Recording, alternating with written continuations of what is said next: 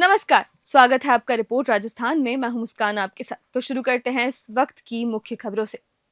बासनी कस्बे में पिछले दिनों हुई मूसलाधार बारिश के कारण कई वार्ड्स में जलभराव की स्थिति बनी है। इस समस्या को लेकर बासनी के लोगों ने आरएलपी के जिला उपाध्यक्ष अनवर चौहान के नेतृत्व में नगर पालिका के अधिशासी अधिकारी अल्ताफ बानो को एक ज्ञापन सौंपा। ज्ञापन में लोगों ने बताया कि बासनी में पिछले दिनों हुई मूसलाधार बारिश से बासनी के कई इलाके जलमग्न हो गए हैं, जिनमें वार्ड संख्या 24, 25, 35 व 36 में पानी के भराव से आमजन को परेशानी का सामना करना पड़ रहा है। इसके अलावा कई इलाकों में पानी के कारण रास्ते जाम पड़े हैं। लोगों ने मांग की है कि समय रहते पानी को यहां से निकाला जाए। अनवर चौहान ने बताया कि कोई अधिकारी समस्या का सर्वे करने नहीं आता है और वार्ड के लोग खुद पानी के टैंकर लगवाकर पानी बाहर निकाल रहे हैं।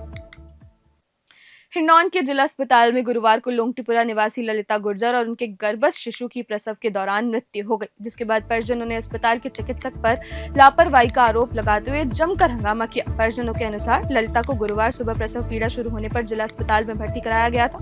फिर दोपहर में नर्स के कहने पर डॉक्टर दिनेश गुर्जर को बुलाने के लिए उनके घर गए, लेकिन डॉक्टर ने कहा कि वो नर्स से बात कर लेंगे। डॉक्टर ने पर्ची पर एक दवा भी लिख कर दी, जिसे परिजनों ने मेडिकल स्टोर से खरीद कर ललिता को खिला दिया। आरोप है कि दवा देने के बाद ललिता की तबीयत और ज्यादा बिगड़ने लगी। इसके बाद नर्सिंग कर्मी ने ललिता को एक इंजेक्शन भी लगाया। इसके बाद महिला की और ज्यादा तबीयत बिगड़ी। सूचना पर डॉक्टर दिनेश अस्पताल पहुंचे और जांच के बाद ललिता को मृत घोषित कर दिया। परिजनों का कहना है कि डॉक्टर के समय पर न आने के कारण ललिता और उनके गर्भस्थ शिशु की मृत्यु हो गई। आक्रोशित परिजनों ने अस्पताल में हंगामा करते हुए चिकित्सक के खिलाफ कड़ी कार्रवाई की मांग की है। पुलिस और पीएमओ की समझाइश के बाद परिजन मेडिकल बोर्ड से पोस्टमार्टम के लिए राजी हुए।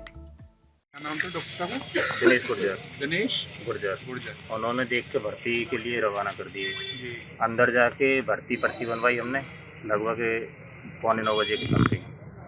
8:45 भर्ती पर्ची बनवा के एक जांच हुई थी, उसकी खून निकाला था उंगली से और जांच हुई थी लगभग 9 बजे। 9 बजे हम अंदर प्रेशर रूम में भर्ती कर लिए गए।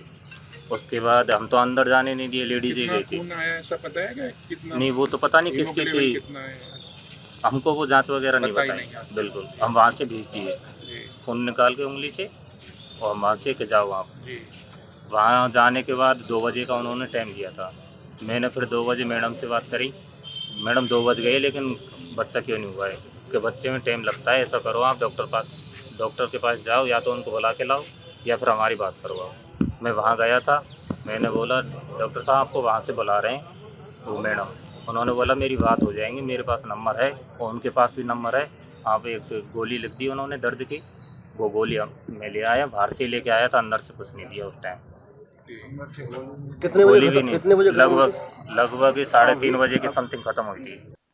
डीग जिले में शुक्रवार 10 अक्टूबर 2025 को जग विख्यात डीग महोत्सव का आयोजन किया जाएगा। जिला कलेक्टर उत्सव कौशल की अध्यक्षता में हुई बैठक में तैयारियों को लेकर चर्चा हुई। उन्होंने कहा कि महोत्सव जिले की सांस्कृतिक धरोहर और परंपराओं का प्रतीक है, इसलिए इसे यादगार बनाने में कोई कमी नहीं रहनी चाहिए। महोत्सव की शुरुआत प्रातः 8:30 बजे शोभा यात्रा से होगी, जिसमें विद्यालयों के बच्चे, खिलाड़ी, स्काउट्स और आमंत्रित लोक कलाकार भाग लेंगे। इसके बाद मेला मैदान डीग में क्रमवार कबड्डी, मूंछ प्रतियोगिता, रस्साकसी और राधा कृष्ण पोशाक प्रतियोगिता आयोजित की जाएगी। दोपहर में साफा बांधने की प्रतियोगिता होगी। 5:30 बजे डीग महल में रंगीन फव्वारों का कार्यक्रम डीग के रंग और शाम 6 बजे जल महल में 2000 दीपों से दीपदान जगमग डीग का आयोजन किया जाएगा। रात 7:30 बजे लोक कलाकारों की सांस्कृतिक प्रस्तुतियां होंगी। विभिन्न विभागों को जिम्मेदारियां सौंपी गई हैं।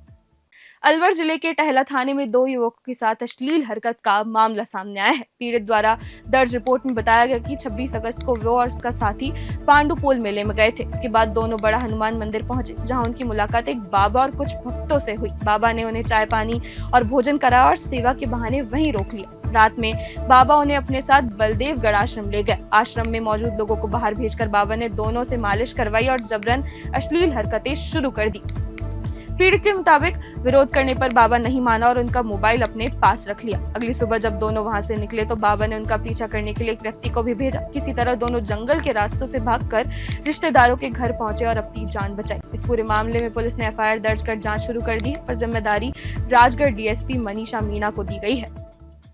विराटनगर नगरपालिका क्षेत्र में एक ऐसा मामला सामने आया जिसने इंसानियत और आस्था दोनों को शर्मसार कर दिया। जानकारी के अनुसार एक निराश्रित गाय की मृत्यु हो जाने के बाद नगरपालिका प्रशासन ने उसके मृत शरीर को कचरे वाली गाड़ी में अन्य गंदगी के साथ डालकर उठवाया। जब स्थानीय लोगों ने इसका दृश्य देखा तो उन्होंने कड़ा विरोध जताया और कहा कि नगरपालिका प्रशासन के लिए ये सिर्फ एक मृत पशु हो सकता है, लेकिन हिंदू समाज के लिए ये गौ माता है। लोगों का कहना है कि सड़े गले कचरे में दबी हुई गौ माता की ये तस्वीरें हिंदुओं की आस्था पर सीधा सवाल खड़ा करती है। प्रशासन और शासन पर आरोप लगाया गया कि वो बार बार हिंदू मान बिंदुओं का अपमान करते हैं। घटना से आक्रोशित लोगों ने कहा कि नेताओं को सिर्फ अपनी राजनीतिक रोटियां सेकने से फुर्सत है, लेकिन जब गौ माता का अपमान होता है तो कोई आगे नहीं आता। बजरंग दल कार्यकर्ताओं ने भी प्रशासन पर गंभीर आरोप लगाए और चेतावनी दी कि यदि इस तरह की घटनाएं दोहराई गई तो विरोध तेज किया जाएगा। उनका कहना था कि वो किसी से डरने वाले नहीं है और यदि मजबूर किया गया तो प्रशासन को उनकी ताकत का सामना करना पड़ेगा।